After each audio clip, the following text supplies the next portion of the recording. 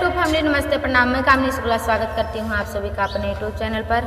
तो आज हम आप लोगों के समक्ष बहुत ही प्यारा निर्गुण गीत प्रस्तुत करने जा रहे हैं। कैसा लगे अपनी राय कमेंट बॉक्स में ज़रूर बताना। गर्मी में गौना करायो हमार पिया, गर्मी में गौना करायो हमार पिया, गर्मी से भीगे बदनवा हमार पिया, गर्मी से भीगे बदनवा हमार पिया।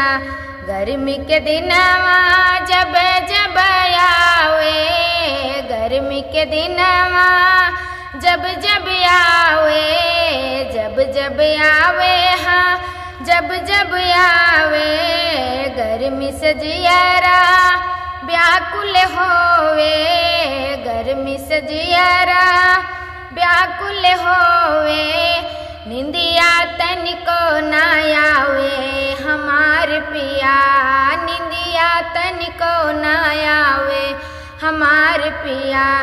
गर्मी में गौना करायो हमार पिया, गर्मी से भीगे बदनवा हमार पिया। दिन का चैन नहीं राती के निंदिया, दिन का चैन नहीं राती के निंदिया, राती के निंदिया हाँ राती के निंदिया। होते हमरे शरीर सत गतिया, होता हमरे शरीर सत गतिया।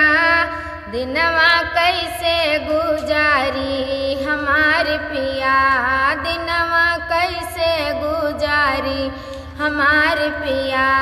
गर्मी में गौना करायो हमार पिया, गर्मी से भीगे बदनवा हमार पिया।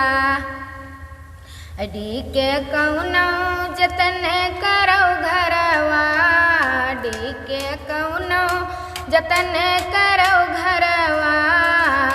अपना तो घूमत हो घर के बहरवा, अपना तो घूमत हो घर के बहरवा।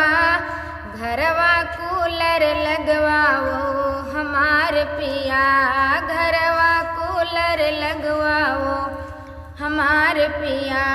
गर्मी से भीगे बदनवा हमार पिया, गर्मी में गौना करायो हमार पिया।